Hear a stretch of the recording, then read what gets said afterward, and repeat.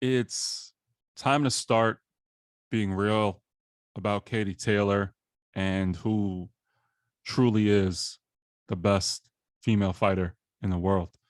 I watched the Katie Taylor versus Sharapova over the weekend, and I just can't help to feel that I've watched the last 5 or 6 fights, and every single time I watch, you hear the announcers talk about the class, you hear the announcers talk about how Katie Taylor is trying to make the fight exciting. She's this killer that just never seems to come out. And that's no knock on Katie Taylor. She continues to win. She's undisputed in her division. And this particular fight, apparently, it was a fight just to stay busy before she takes on the highly regarded Amanda Serrano in a clash that I swear I feel like we've been talking about this fight for years. Serrano versus Katie Taylor, the power puncher from a weight class below, is looking to come up and fight Katie Taylor, who seems to just figure out everyone and is the gold medalist, is the golden girl, the highest paid athlete in women's boxing. However, I am having a hard time figuring out, and what I'm trying to say is I'm having a hard time figuring out why Katie Taylor cannot just have a masterful performance. And I don't know why every time I watch her fights, I just don't walk away with this is the best fighter in the world. And it's not a knock on Katie Taylor because she keeps winning. However, in the Sharapova fight,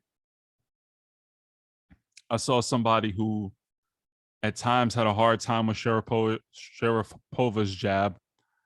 I saw someone that came inside, and Sharapova had no inside game whatsoever. Her head was in the middle. She came in with her head down and was just trying to hold. And I felt like Katie should show this class they keep talking about. I feel like she was trying to rush for a knockout, doesn't get a knockout. She's not a power puncher, in my opinion. When was the last time she got a stunning KO victory, right? But they make it seem like Katie Taylor's always trying to push the action. Fine. Don't push the action. I have no problem with you just outboxing someone for 10 rounds and completely dominating. But even when she tried that, the fight was still lackluster, in my opinion.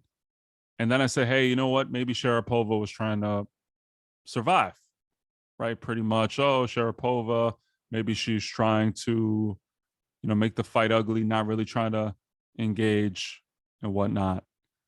But then I think back, and my issue with Katie Taylor is I'm going to go over every fight. Okay, Jennifer Hahn. That was a horrible fight.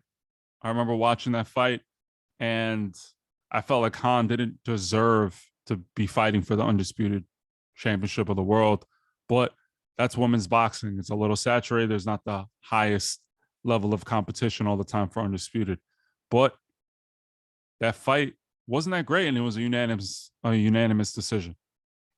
Then you had the controversial Natasha Jonas fight, where some people felt that Jonas did enough to win, and the fight was a lot closer than it had to be. And I was still waiting for Katie Taylor to differentiate herself from the pack and show that she is the highest level of the highest level. The Gutierrez fight, another unanimous decision, right? Looked better than she did in the previous fight where she fought Delphine Persoon in the second time around, which I still felt was an ugly fight. But I feel like Persoon gives anybody issues with her come forward, walk down style, where she makes it ugly for anybody. So I give her a pass on that fight, right? Especially given the fact that she fought her once before in a fight that I thought she lost. I thought Persoon won the first fight. But then again, another unanimous decision with Christina Lindertu. So I got 7 fights in a row where the announcers keep speaking about how Katie Taylor is trying to make fights exciting. And Katie Taylor is this killer. Oh my God, the power. Oh,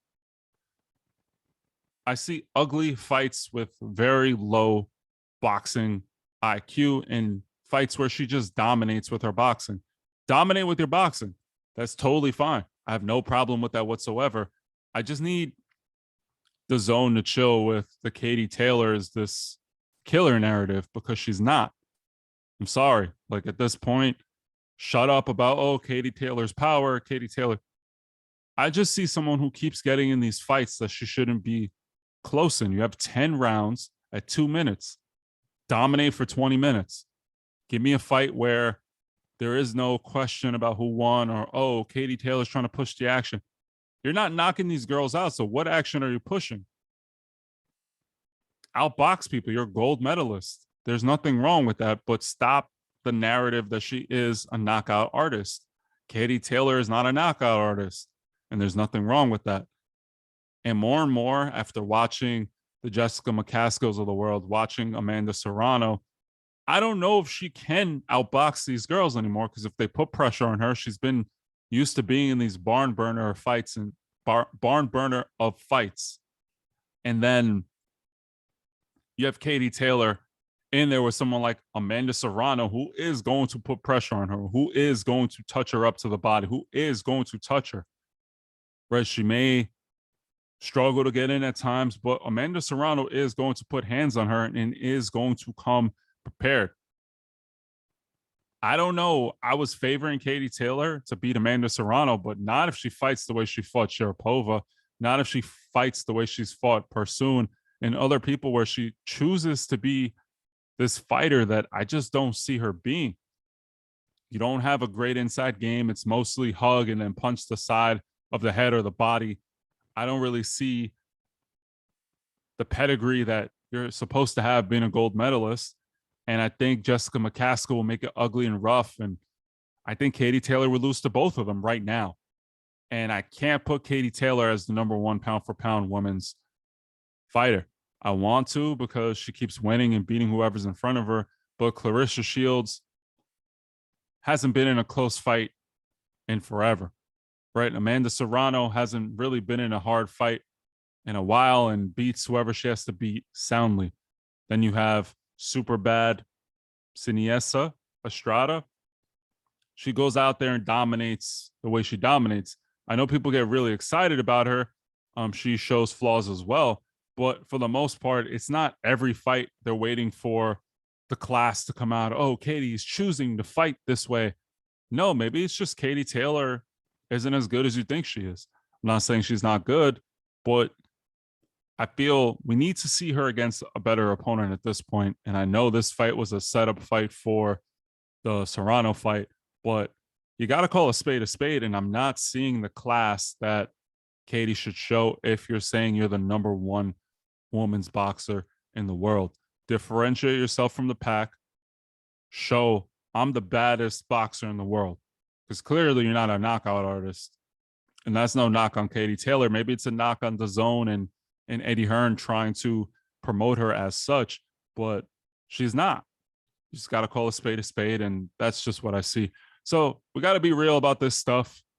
People say, oh, you're being too critical, but what's the point of watching fights and looking at what you're seeing? The evidence shows you what the evidence shows. I'm not here making this shit up. You see the fights. Katie Taylor's always in a fight where, damn, did she win that round? Did she completely dominate? She's trying to get this girl out. She looks gassed. She looks ugly in a fight. I haven't seen her just give a dominant performance. So I'm like, shit, yo, Katie Taylor, she did her shit. She dominated. So you got to give her what you got to give her because she's been winning. She's still ranked what she's ranked. But let's see how she does against Serrano. I think Serrano is actually going to pound her and beat her. That's just my opinion. But let me know what you guys think. Are you impressed with the fight she's been having lately? I don't know. I'm not.